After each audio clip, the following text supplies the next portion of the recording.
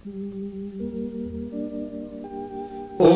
अरहं सुगुरु शरणं विघ्न हरणं मिटे मरणं सहज हो मन जगे चेतन करे दर्शन स्वयं के हम बने अरहं बने अरहं बने अरहं बने अरहं। परम आराध्य प्रातः स्मरणीय आचार्य श्री महाश्रमण जी के चरणों में सत सत नमन करते हुए हम आज प्रातः की क्लास प्रारंभ कर रहे हैं। त्रिपदी वंदना। वंदे अरहं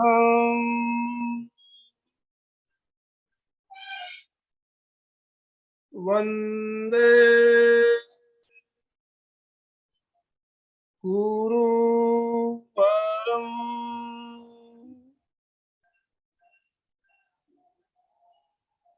वंदे सत्यम।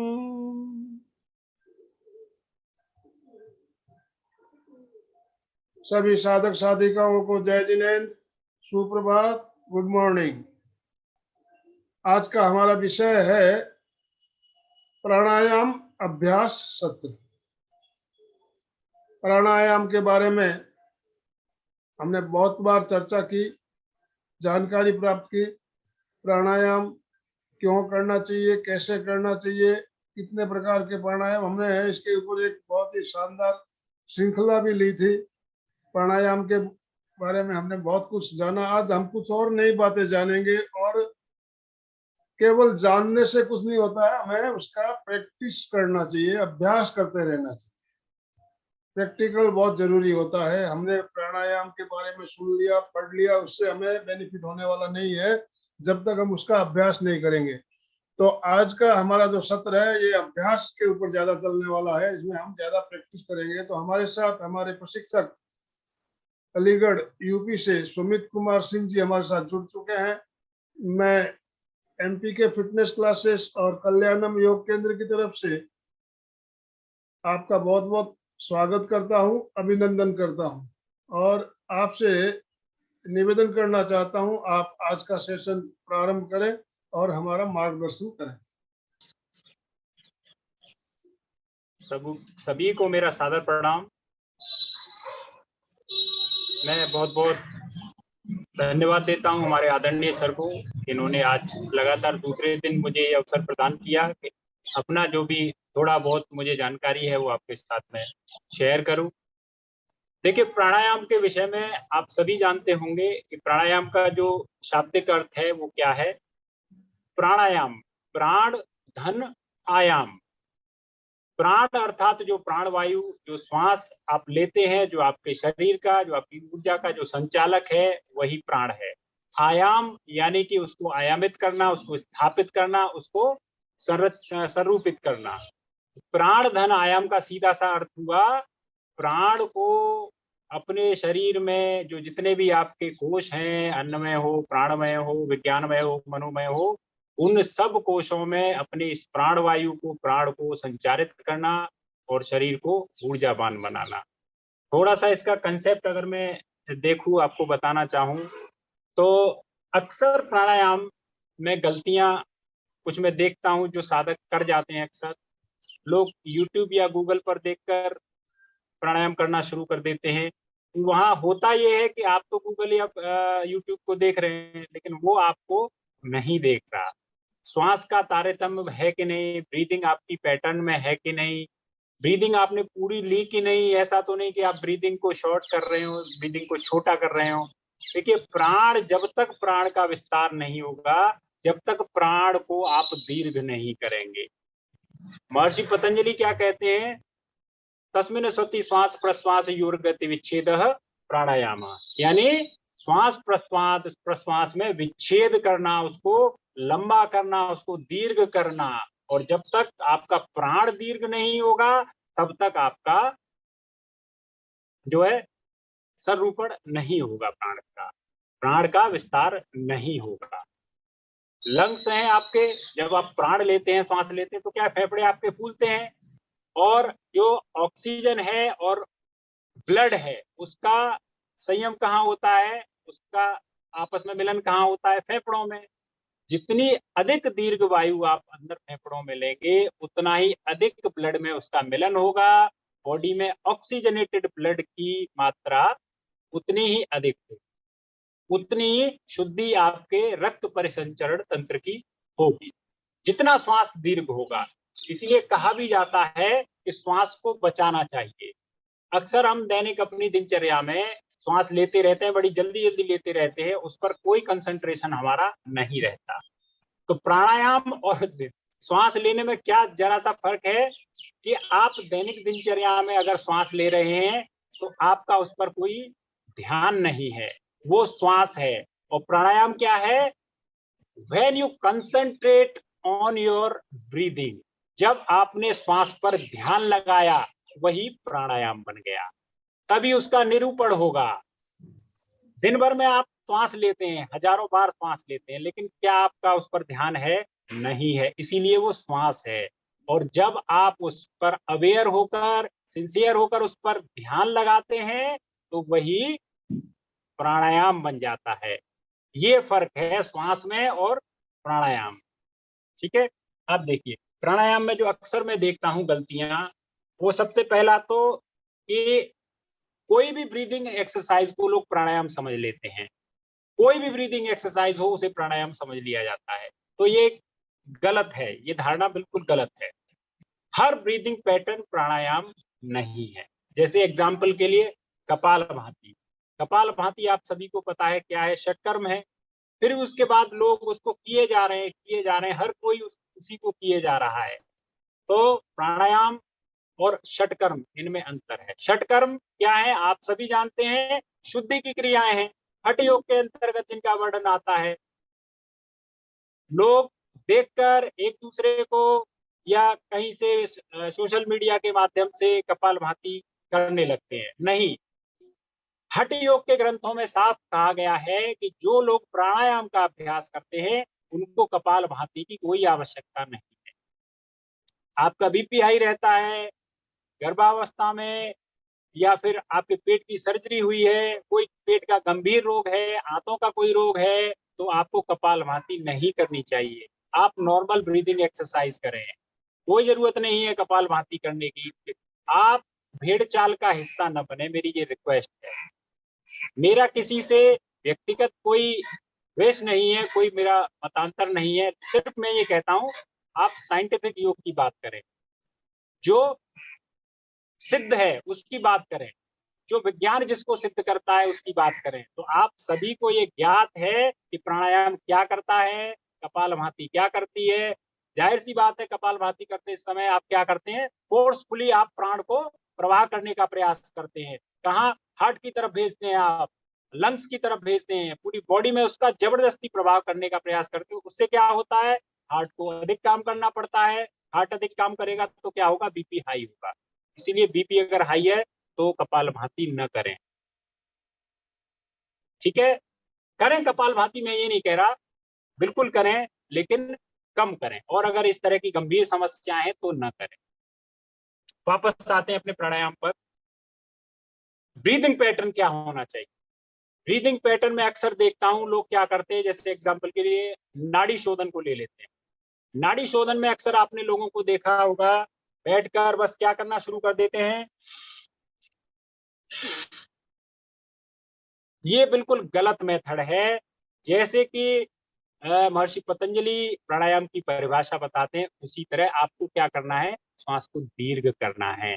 श्वास जितनी आपकी शांत और दीर्घ होगी, प्राण का विस्तार उतना ही अधिक होगा। आप ये ध्यान में रखिए। इस तरह से लेने से कोई लाभ नहीं होने वाला है, क्योंकि आपने क्या किया, उसको खींचा तेजी से और उसको छोड़ दिया। न तो पूरक है न रेचन है आपका ढंग से और न ही कुंभक है आपका। ठीक है, जब अभ्यास हो जाए, कुछ लोग कहते हैं कि साहब नाड़ी शोधन में, अनुलोम विलोम में क्या कुंभक कर सकते हैं? बिल्कुल कर सकते हैं, लेकिन अभ्यास होने के बाद, जब आपको दीर्घ अभ्यास हो जाए, लेकिन कुंभक बहुत कम मात्रा में है। ठीक है, तो ऐसा नहीं कि आप जब तक श्वास को, प्राण को रोकेंगे नहीं लंग्स में, तब तक उसका विस्तार कैसे होगा? लंग्स आपके कैसे फैलेंगे? कैसे ऑक्सीजन की मात्रा बढ़ेगी ब्लड में? तो श्वास को बड़े शांत चित्त होकर आप लें, दीर्घ लें। आप सब जितने लोग हैं एक बार मेरे साथ खुद ये महसूस करेंगे। मैं बात करता हूँ प्रैक्टिकल की, मैं ये नहीं कहता कि मेरा मानिए, आप बिल्कुल मत मानिए। आप लोग जितने भी मेरे साथ बैठे हुए हैं, एक बार जरा करके देखें। एक बार तो आप उस विधि से लेके देखें जिससे परंपरागत ट्रेडिशनल रूप से कर रहे हैं लोग, इस तरीके से। और एक बार जैसे मैं कह रहा हूं वैसे लेके देखें, बड़े शांत चित्त होकर बड़े धीरे धीरे श्वास को अंदर खींचे, तो बताएं आप किसमें श्वास अधिक आई, किसमें श्वास कम आई।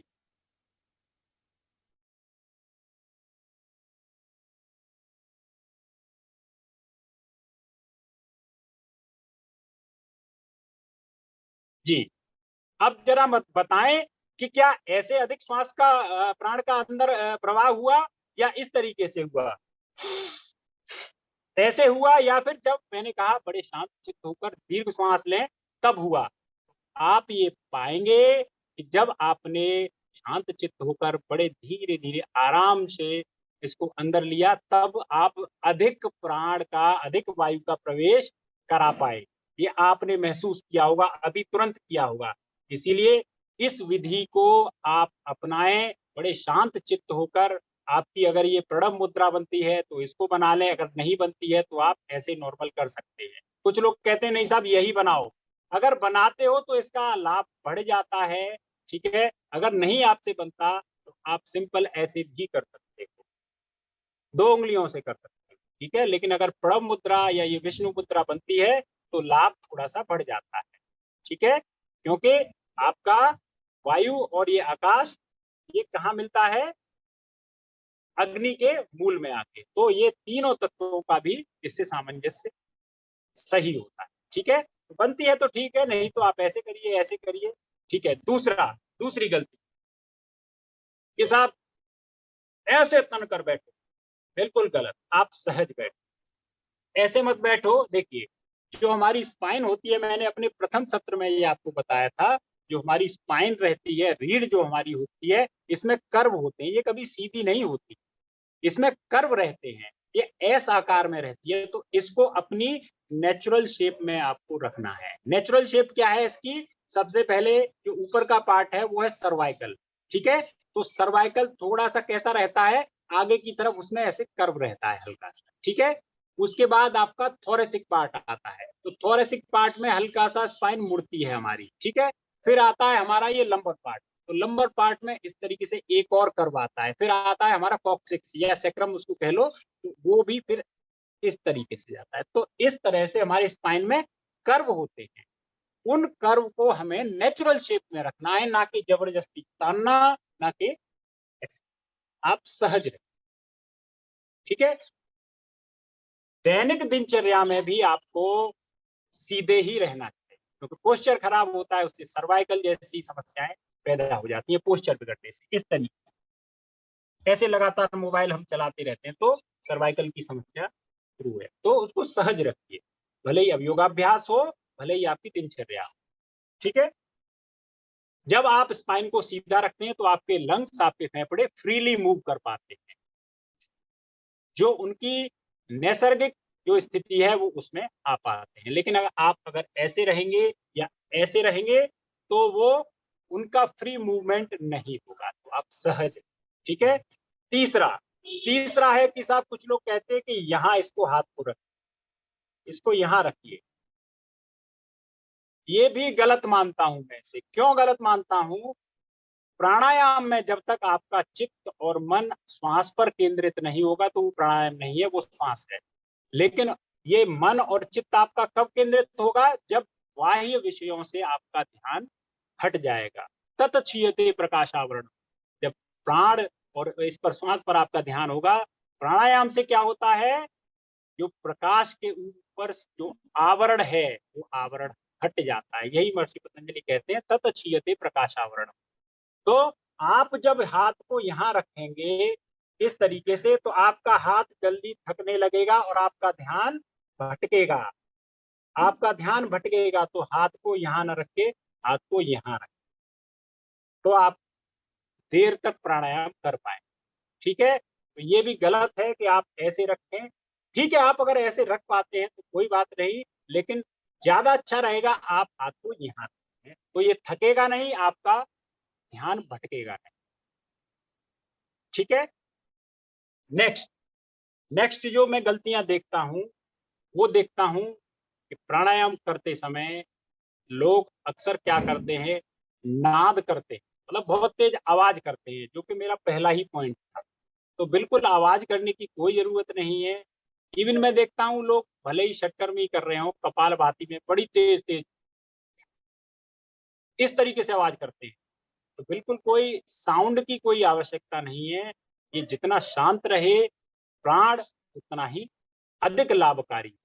ठीक है, भले ही आप षटकर्म करें, कपालभाति करें, भले ही आप प्राणायाम करें, लेकिन बिना आवाज के। आवाज थोड़ी बहुत होती है लेकिन कम से कम आवाज हो। ठीक है, तो प्राणायाम के आप प्रकार सभी जानते होंगे।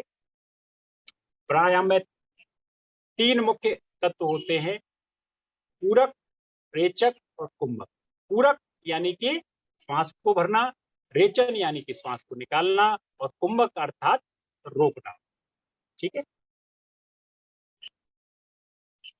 प्राणायाम अगर हठ योग की बात करें तो प्राणायाम के कई प्रकार हठ योग में बताए गए, जैसे अभ्यांतर वृत्ति, बाह्य प्राणायाम, अंत प्राणायाम, इस तरह के प्राणायामों के कुछ प्रकार मिल जाएंगे, लेकिन लक्ष्य और उद्देश्य एक ही है, प्राण का विस्तार, प्राण का विस्तार, प्राण की शुद्धि। ठीक है, तो सीधे बैठ जाएं, सहज रूप से बैठ जाएं। जो लोग कुर्सी पर, चेयर पर बैठे हैं वो चेयर पर भी कर सकते हैं। ऐसा नहीं है कि आप जमीन पर पद्मासन में ही बैठे, आपसे पद्मासन नहीं लगता है तो आप सुखासन में बैठ जाएं। ठीक है, ये भी एक गलत धारणा मैं देखता हूं कि नहीं पद्मासन में ही अभ्यास करो। तो ऐसा कुछ नहीं है कि आपको पद्मासन में ही करना है, लेकिन पद्मासन अगर करते हैं तो पद्मासन का लाभ अभ्यास में बढ़ जाएगा, इसीलिए कहा जाता है कि पद्मासन में करते हैं। अगर ये नहीं लगता है तो इसके लिए आप सीधे पालथी लगा ले, सुखासन में बैठ जाएं। तो दीर्घ समय से अभ्यास कर रहे हैं तो आप सभी को ये क्लियर है। थोड़ा सा मेरा आज का कंसंट्रेशन इसी बात को लेकर था कि जो गलतियां जो छोटी छोटी अक्सर हम कर जाते हैं, उन गलतियों से जो लाभ हमें मिलने होते हैं वो पूरे लाभ हमें नहीं मिल पाते। महर्षि पतंजलि ने जो प्राणायाम की जो परिभाषा बताई है उसको जरा अगर गौर करें तो अपने आप ये कंसेप्ट क्लियर हो जाएगा, आपको कुछ सोचने की जरूरत ही नहीं है। तस्मिन् सति श्वास प्रश्वास योर गति विच्छेद प्राणायाम। ठीक है, बिल्कुल क्लियर हो जाता है कंसेप्ट कि क्या है प्राणायाम, बिल्कुल अन्यत्र कुछ भी सोचने की आवश्यकता नहीं रह जाती। ठीक है, अनुलोम विलोम या नाड़ी शोधन, अच्छा भ्रामरी की मैं बात करता हूँ, ये भी क्योंकि प्राणायाम है। भ्रामरी में मैं अक्सर देखता हूँ लोग क्या करते हैं कि मुद्राएं जो बनाते हैं उनमें गलतियां होती हैं। तो जो षणमुखी मुद्रा है उसको आप सही तरीके से बनाएं तो लाभ दोगुना हो जाएगा। ठीक है, आपसे अगर नहीं लगती तो कोई बात नहीं, आप जैसे चाहें वैसे रख लें, लेकिन अगर षणमुखी मुद्रा आप बनाते हैं तो उसका लाभ बढ़ जाएगा। ठीक है, कैसे? दोनों अंगूठे आप कान के ऊपर सिर्फ रखें, जो आपके कान के जो छिद्र हैं केवल उनको रखना है। लोग क्या करते हैं, भींच लेते हैं ऐसे, नहीं, ये केवल प्रतीकात्मक होता है कि जो द्वार हैं वो द्वार आपने बंद किए। ठीक है, तो ऐसे नहीं कि इसको भींच लें, आप सिर्फ आपको रखना। ठीक है, आपकी जो इंडेक्स फिंगर है उसको आप अपनी आंखों के ऊपर सहज रूप से रखें। लोग क्या करते हैं कि बिल्कुल दबा लेते हैं इस तरह से आप। ठीक है, ये नहीं करना, आपको बड़े सहज रूप से आंखों के पलके बंद करके इंडेक्स फिंगर को रख लेना। ठीक है, कुछ लोग यहाँ आईब्रोज पर रख लेते हैं, भाई आईब्रोज पर क्यों रखेंगे, हमें रखना है अपनी आंखों। ठीक है, बीच की जो मिडिल फिंगर है हमारी मध्य जो उंगली है उसको हम लोग कहाँ रखेंगे, ये हमने यहाँ रखा, इसको हम रखेंगे अपने नॉस्ट्रिल के दोनों ओर। लोग करते ये हैं कि नाक को बंद कर लेते हैं इस तरीके से। भाई जब आप नाक के दोनों नॉस्ट्रिल को बंद कर लोगे तो आप कैसे तो श्वास लोगे, ना ही पूरी श्वास आएगी, ना ही उसका रेचन होगा। तो बंद नहीं करना, सिर्फ रखना है आप, ठीक है। ये 3 उंगली आपकी यहाँ तक हो, ठीक है, ऐसे रखें। जो आपकी इंडेक्स फिंगर है, रिंग फिंगर है, रिंग फिंगर को आपको रखना है अपने घुटनों के ऊपर।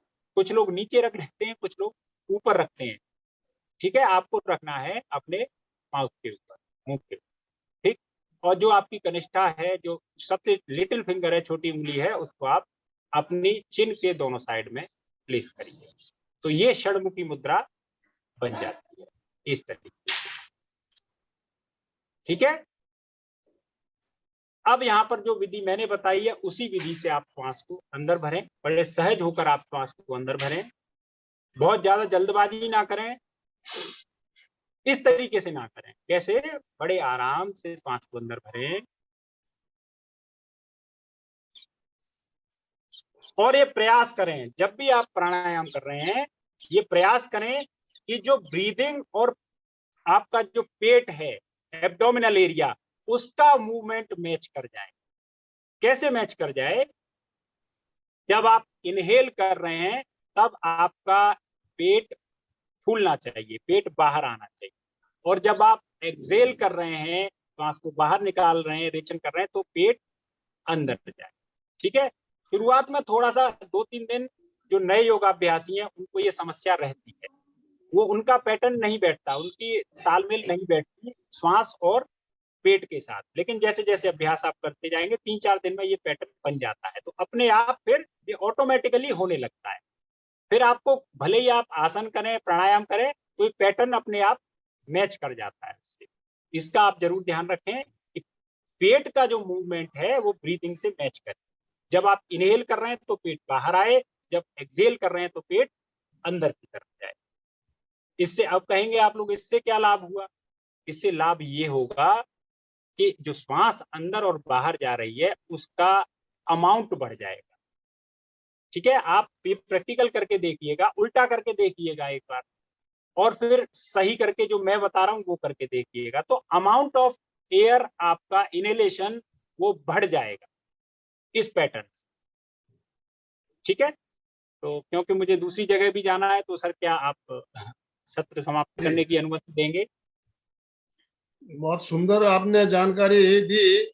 तो 5 मिनट हम आपका और लेना चाहेंगे। पहले किसी की कोई जिज्ञासा हो तो आप पूछिए पहले, उसके बाद हम प्रैक्टिकल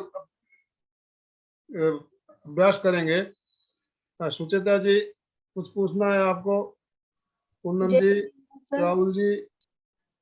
जय जिनेन्द्र। बहुत सुंदर लिया, बहुत सुंदर जानकारी दी उन्होंने। सही में जो छोटी सी गलती रहती है, हमें ध्यान में नहीं रहता, उन्होंने बहुत सुंदर तरीके से क्लियर किया। पूछना तो कुछ नहीं, सिर्फ ब्राह्मणी के बारे में एक बार उन्होंने बता देते तो बहुत अच्छा होता था। ब्राह्मणी के बारे में, हाँ, ब्राह्मणी कैसे करनी चाहिए? हाँ जी, आप अपने आप को अनम्यूट कीजिए। सुमित जी अनम्यूट कर लीजिए। जी, अच्छा रहेगा कि आप पद्मासन में करें अगर लग जाता है, क्योंकि आप योगाभ्यासी हैं तो आप पद्मासन लगा सकती हैं, तो लाभ इसका बढ़ जाता है, क्योंकि पद्मासन के अपने लाभ हैं। किसी अन्य सत्र में मैं ये बताऊंगा पद्मासन के लाभ, ठीक है। षणमुखी मुद्रा लगती है तो अच्छा है, नहीं तो आप भ्रामरी बिना षणमुखी मुद्रा के भी कर सकते हो। लेकिन जब आप इन द्वारों को बंद कर लेते हो तो जो नाद है, नाद योग अलग थोड़ा सा गंभीर विषय है योग का ही हिस्सा, तो किसी दिन चर्चा करेंगे। लेकिन जो नाद है ओम का या म का, जैसे भंवरा, भंवरे से बना है, भ्रमर जब उड़ता है, भंवरा जब उड़ता है तो क्या करता है? गुंजन। गुंजन जब करता है तो जो गुंजन है वो कंपन उत्पन्न करता है आपके मन मस्तिष्क में, आपके हृदय में, और जो नाद है वो समस्त हमारे बॉडी पार्ट्स को, मन मस्तिष्क को, हृदय चक्र को जागृत करता है। करना कैसे है? सिंपल, आप षडमुखी मुद्रा लगा लें इस तरीके से जैसे मैंने बताया है, और दीर्घ श्वास बड़े शांत चित्त होकर अंदर भरें पेट के और ब्रीदिंग के पैटर्न का जरूर ध्यान रखें। अब जब हम ओम का उच्चारण करते हैं तो वहां थोड़ी सी गलतियां ये हो जाती हैं कि हम क्या करते हैं, ओम में ही सारी हवा को, सारी ब्रीदिंग को बाहर छोड़ देते हैं, तो हमारे पास उ और म के लिए कुछ नहीं बचता है। ओम पर पूरा एक सत्र लिया जा सकता है। ओम पर तो थोड़ा सा मैं बता दूंगा, 1 मिनट ही बता पाऊंगा, लेकिन ये 3 अक्षरों से बना है, अ उ म, अकार उकार और मकार। ओम का जो नाद है, उच्चारण है, ये अनाहत नाद है। अनाहत नाद अर्थात अनाहत चक्र से इसका उच्चारण होता है। आपका नाभि चक्र से ये उठना शुरू होता है, नाभि चक्र से और विशुद्धि चक्र, नाभि चक्र से उठते हुए ये अनाहत चक्र पर आता है। और नाद कहाँ से होता है इसका? अनाहत चक्र से, हृदय चक्र से। ठीक है, तो आपका हृदय चक्र जागृत होता है, मन मस्तिष्क जागृत होता है, मन आपका रिफ्रेश होता है, आपका माइंड रिफ्रेश होता है, माइंड में ऑक्सीजनेटेड ब्लड की मात्रा बढ़ती है। ठीक है, तो नाद को आप कैसे करें? अ का जो उच्चारण है उसको थोड़ा छोटा रखें, फिर उ लगभग साइलेंट रहता है। अक्सर लोग ओम ऐसे न बोल के ओम बोल देते हैं, तो ध्यान रहे कि उ का भी उच्चारण करें। तो उकार के अपने लाभ हैं, किसी सत्र में बताऊंगा मैं अकार के क्या लाभ है, उकार के और मकार के क्या लाभ हैं। तो अ उ म प्रयास करें, ओम, उ जरूर आए बीच, उ जरूर आ जाए बीच। ठीक है, उ अ को और उ को छोटा रखें, म पे होठ बंद कर। तो जब तक ये होठ बंद नहीं होंगे तो नाद नहीं होगा, कंपन नहीं होगा। ठीक है, तो ये ध्यान रखना है।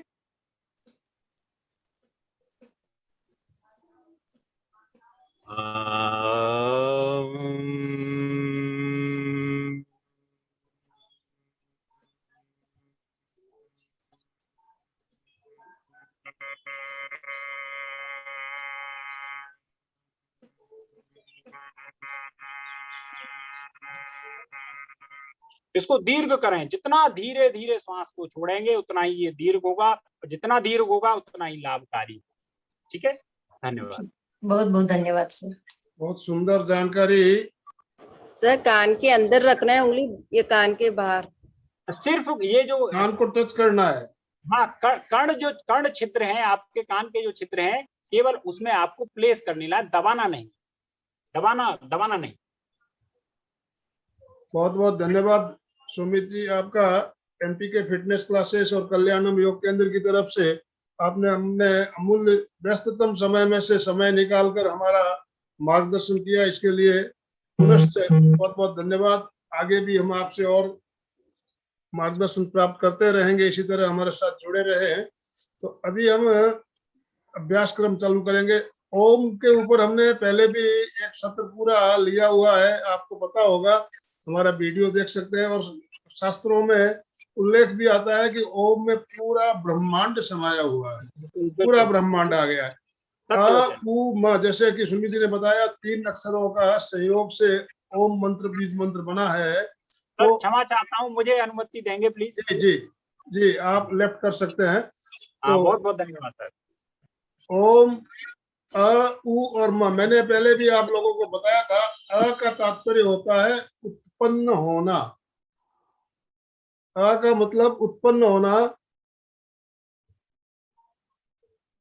यस। उ का तात्पर्य है विकास करना, विकसित होना। और म माने मौन या शांत हो जाना। तो देखिए, जितने भी पदार्थ है दुनिया में, ब्रह्मांड में, सब क्या होते हैं? पैदा होते हैं, विकसित होते हैं और एक दिन शांत हो जाते हैं। जितने भी जीव है, हम क्या है, हम आज प्राणी, जितने भी प्राणी है जन्मते हैं, विकास करते हैं और एक दिन शांत हो जाते हैं। तो ये ब्रह्मांड का नियम है, पैदा होना, विकास करना और शांत हो जाना। तो ये ओम 3 अक्षर जो बताए गए, इसके तात्पर्य यही है। तो इसीलिए कहते हैं इसमें पूरा ब्रह्मांड समाया हुआ है। तो ओम का अभी उच्चारण हमें कैसे करना चाहिए आपने जाना, तो अभी हम अभ्यास भी करेंगे, हमारे पास समय अभी काफी है। तो देखिए, पहले हम भ्रामरी प्राणायाम अभी जो बताया सर ने, उसी तरह आप भ्रामरी ले लेते हैं। पहले बताया, अंगूठों को कान के ऊपर दबाना नहीं है, अंदर टच करते हुए रखना है। ठीक है ना। और दोनों तर्जनी को आंखों के ऊपर रखना है, आंखों को दबाना नहीं है। मध्यमा नोस्ट्रिल के दोनों ओर हल्का सा खाली टच करना है, और रिंग फिंगर होठ पर, और छोटी अंगुली कनिष्ठा जो है वो चिन पर, इस तरह से रखते हुए और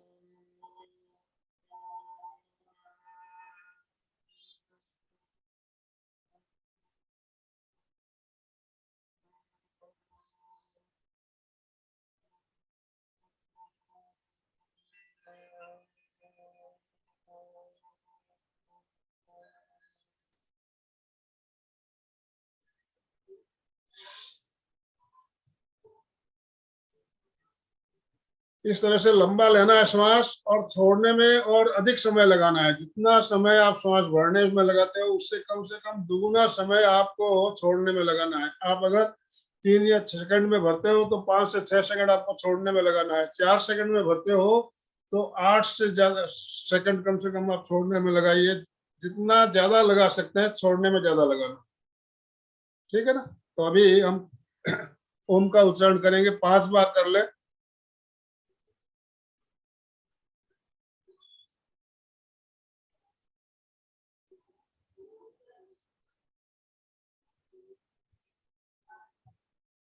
ओ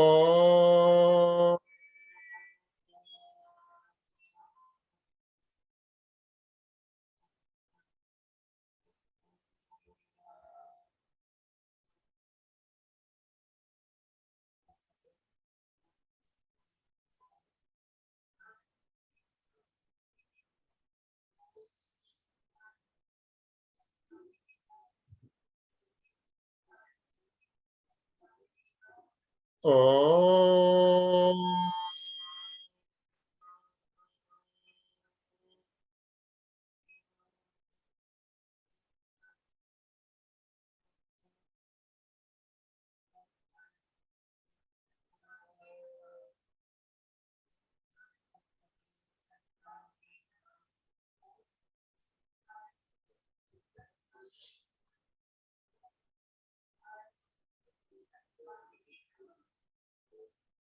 ओम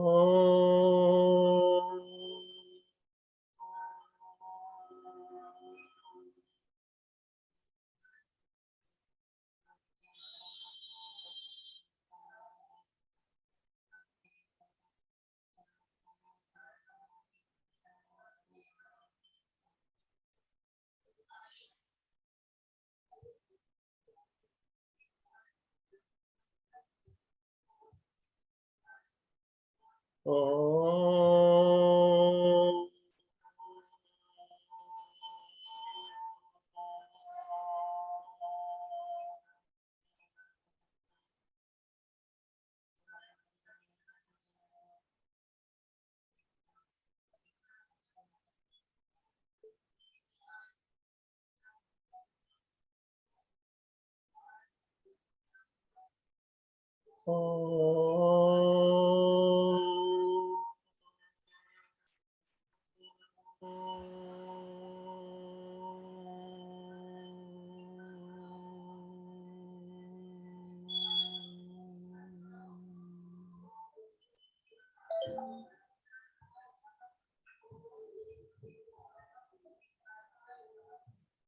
रिलैक्स।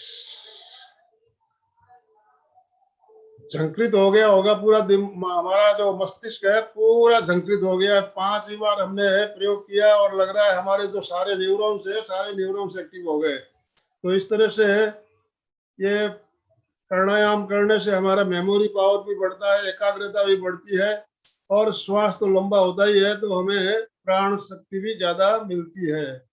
तो प्राण का अधिक से अधिक हमें लेना है प्राण को, तो श्वास को लंबा करना है। श्वास के बारे में तो मैं हमेशा बताते भी रहता हूँ और प्रयोग भी कराते रहता हूँ। दीर्घ श्वास के बारे में बहुत सी टेक्निक भी हमने जानी हुई है, पहले भी किया हुआ है। तो श्वास का महत्व सबसे ज्यादा हमने जाना। और अभी भ्रामरी के में हम ओम के उच्चारण के साथ भ्रामरी, तो देखिए डबल फायदा हो गया। ओम की ध्वनि भी हो गई, भ्रामरी भी हो गया, बीज मंत्र भी हो गया, तो मंत्र भी हो गया और प्राणायाम भी हो गया।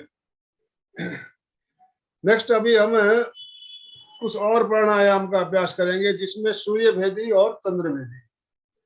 सूर्य भेदी प्राणायाम, सूर्य स्वर हमारा कौन सा है? दाहिना स्वर तो है, ये सूर्य स्वर है, और बाया स्वर है, ये चंद्र स्वर है।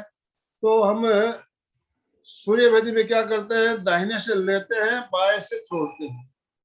दाएं सूर्य स्वर शरीर में उष्मा पैदा करने वाला स्वर है, और ये जब इससे लेते हैं तो हमारा बाया मस्तिष्क सक्रिय होता है, तो उष्मा पैदा करने वाला है, तो इसको सर्दी के दिन में ज्यादा करना चाहिए। इतना तो हम जानते ही, अभी जो गर्मी पैदा करने वाला प्राणायाम है उसको सर्दी के दिन में ज्यादा करना चाहिए।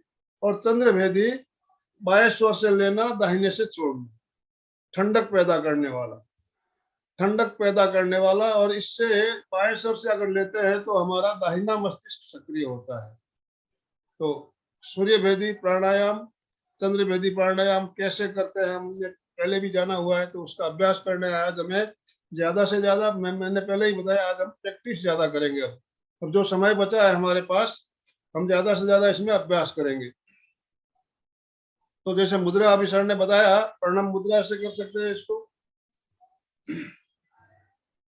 प्रणम मुद्रा लगा लीजिए इस तरह से। पहले आप चंद्र भेदी कर लें, उसके बाद सूर्य भेदी करेंगे। चंद्र भेदी में क्या करना है? बाएं से लेना है और दाहिने से छोड़ना है। बाएं से लेना है और छोड़ने में, जैसे बताया, हमेशा छोड़ने में ज्यादा समय लगाइए। और इसमें भी हम ध्वनि कर सकते हैं, महाप्राण ध्वनि, बहुत ही चमत्कारिक ध्वनि है।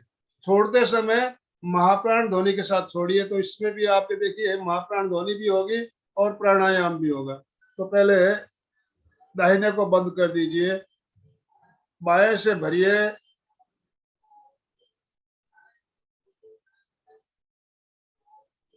बाएं को बंद करते हुए महाप्राण ध्वनि के साथ दाहिने से छोड़िए।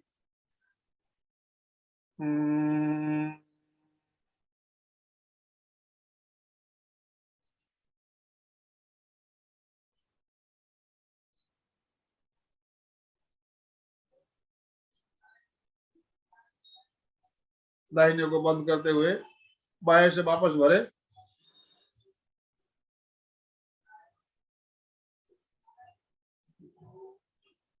दाहिने से छोड़े।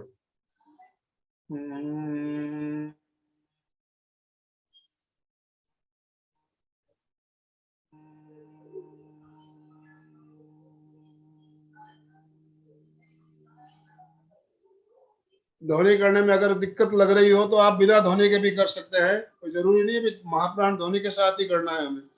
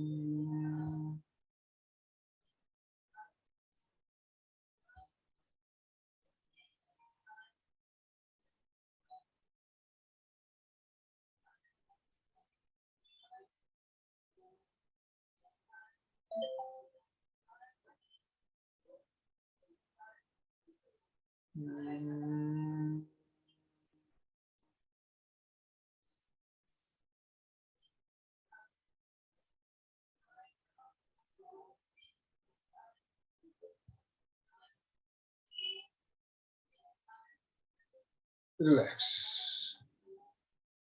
जम गया सबको? लेफ्ट से लेना, राइट से छोड़ना, लेफ्ट से लेना, राइट से छोड़ना। इस तरह से हम ज्यादा समय भी लगा सकते हैं। और अगर गर्मी का मौसम है, गर्मी लग रही हो, तो इस प्राणायाम को हम ज्यादा समय कर सकते हैं। अब इसका उल्टा करना है, उल्टा सूर्य भेदी। सूर्य भेदी में क्या करना है? राइट से लेना, लेफ्ट से छोड़ना। ठीक है, 5 बार। जिस तरह हमने चंद्र भेदी किया उसी प्रकार सूर्य भेदी करें।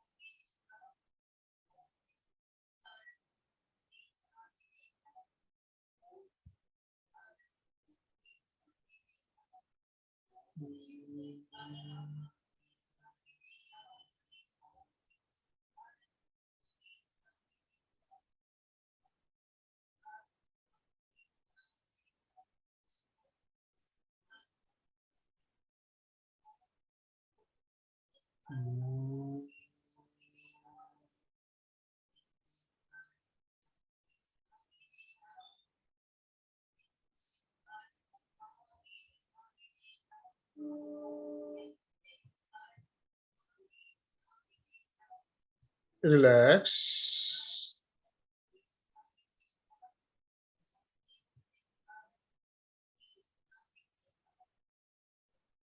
अभी हमने राइट से लिया, लेफ्ट से छोड़ा, तो सूर्य भेदी और चंद्र भेदी दोनों का अभ्यास हो गया। अब अगर दोनों को हम मिला देते हैं तो क्या होगा? नाड़ी शोधन। नाड़ी शोधन हो जाएगा, जिसे अनुलोम विलोम कोई नाम बताते हैं। नाड़ी शोधन एक्चुअल में इसका नाम होता है नाड़ी शोधन। इससे लेना, इससे छोड़ना, इससे लेके इससे छोड़ना, दोनों को एक बार आप इससे लेके इससे छोड़ेंगे, फिर इससे लेके इससे छोड़ेंगे। इस तरह से उसको हम बाद में करेंगे। उससे पहले हम कर लेते हैं अभी कपाल भाती। कपाल भाती में केवल श्वास को बाहर निकालना है, और जब श्वास छोड़ेंगे पेट अंदर जाएगा। फोर्स के साथ श्वास को निकालना है, जैसा कि ज्यादा आवाज भी नहीं होनी चाहिए। और 1 सेकंड में अगर आपका एक स्ट्रोक लगाते हो तो 1 मिनट में 60 स्ट्रोक हो जाता है, 60 स्ट्रोक हो जाते हैं।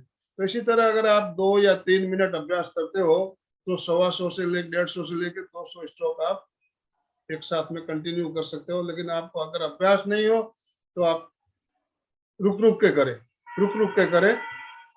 पहले आप 30 स्ट्रोक लगा लीजिए, फिर रुक जाइए थोड़ी देर, फिर 30 स्ट्रोक। इस तरह से आप अभ्यास कर सकते हो। और ये जो है, कभी भी हम खाली बैठे हो तो इसका अभ्यास अगर हम करते हैं तो हमें दिन भर में कम से कम 400-500 स्ट्रोक आग लगा लेते हो, सुबह दोपहर शाम कभी भी, तो इससे बहुत ज्यादा बेनिफिट होता है। मस्तिष्क भी हमारा सक्रिय होता है, पेट की चर्बी कम होती है, फेफड़े भी हमारे क्लींज होते हैं, बहुत सारे फायदे होते हैं। तो कपाल भाती के तो लाभ, अनगिनत लाभ बताए गए। तो कपाल भाती, सीधे बैठते हुए मुद्रा, ज्ञान मुद्रा लगा ले। बैठना कैसे है अभी सर ने बताया, बिल्कुल सही तरीके से बैठना है, मैं बार बार रिपीट नहीं करूंगा।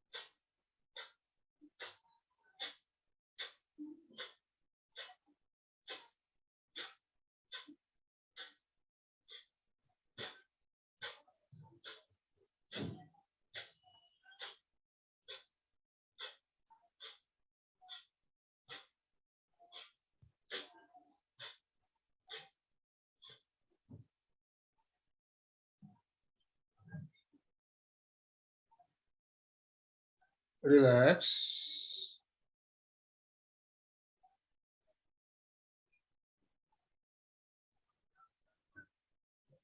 बहुत ही सुंदर तरीके से आप कर रहे थे, मैं देख रहा था, जिनके वीडियो ऑन है मैं देख रहा था, बहुत बढ़िया। अब हम करेंगे भस्त्रिका। भस्त्रिका में श्वास को लंबा लेते हुए फोर्स के साथ भरना और फोर्स के साथ छोड़ना। भरते समय पेट फूलेगा, छोड़ते समय सिकुड़ेगा, और श्वास को थोड़ा फास्ट तेजी से। आप इसके साथ में हाथों की क्रिया भी जोड़ सकते हो, हमारे हाथों की एक्सरसाइज भी हो जाती है। फोर्स के साथ लेना, फोर्स के साथ छोड़ना।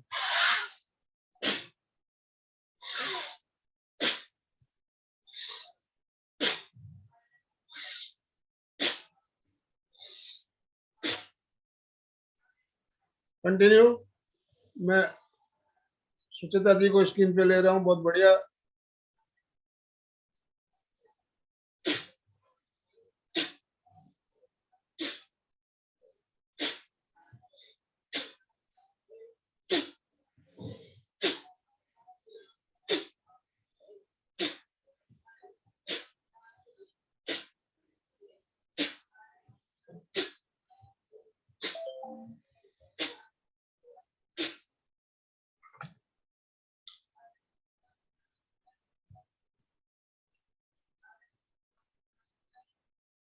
Very good. दीपा जी भी बहुत बढ़िया कर रही हैं।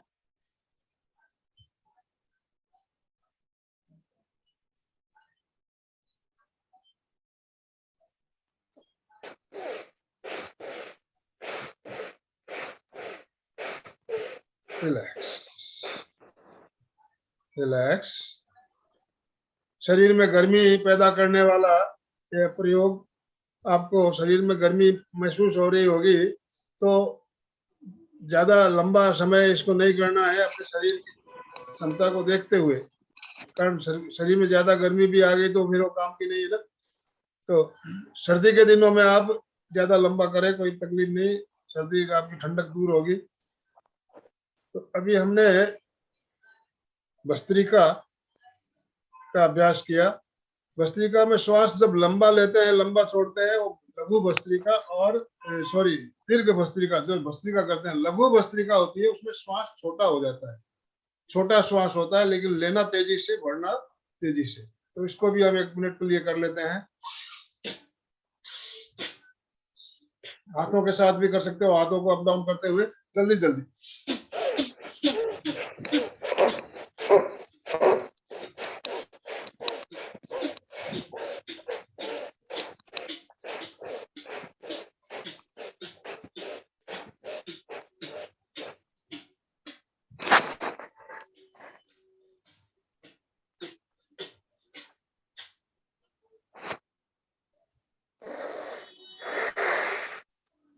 वेरी गुड,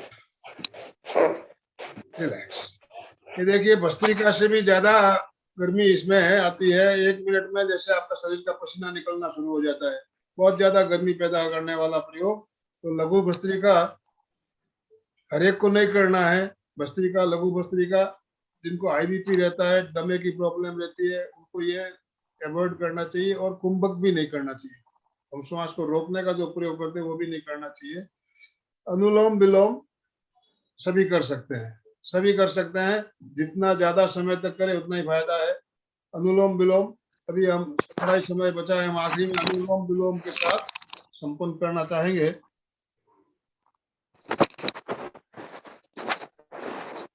प्रणव मुद्रा से करें हो सके तो, नहीं तो फिर आप अपनी मुद्रा से कर सकते हैं। पहले बाएं से श्वास को बाहर निकाल दीजिए, पेट पूरा खाली कर लीजिए, बाएं से भरिए, लंबा श्वास भरिए। भरने के बाद थोड़ी देर, बिल्कुल थोड़ी देर अंदर होल्ड कीजिए, फिर बाएं को बंद करते हुए दाहिने से बाहर निकाल दीजिए।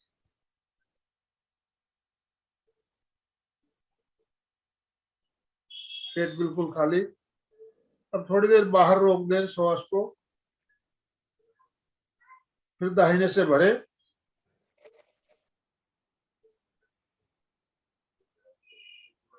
थोड़ी देर अंदर रोकें, बाएं से निकाल दो।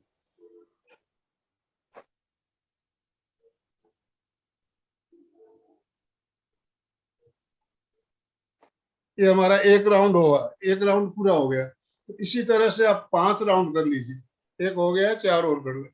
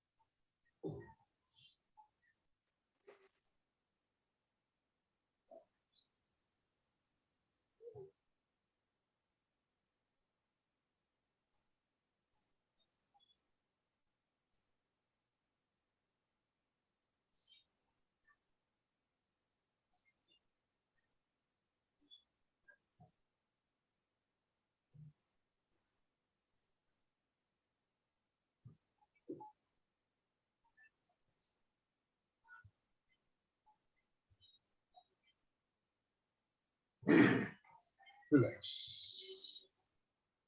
बहुत सुंदर अभ्यास क्रम हमारा चला है।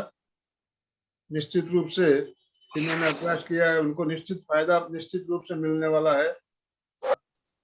तो सर ओम हरम, मुझे उठते साथ सर भारी लग रहा था, पर क्लास अटेंड कर ली तो थोड़ा अच्छा लग रहा है। बहुत बहुत धन्यवाद। देखिए, प्राणायाम का अभ्यास करने से तो शरीर का सर का भारीपन क्या हो गया सब बिल्कुल आप स्वस्थ हो जाएंगे, और आधी बीमारियां तो आपकी ऐसे ठीक हो जाएगी।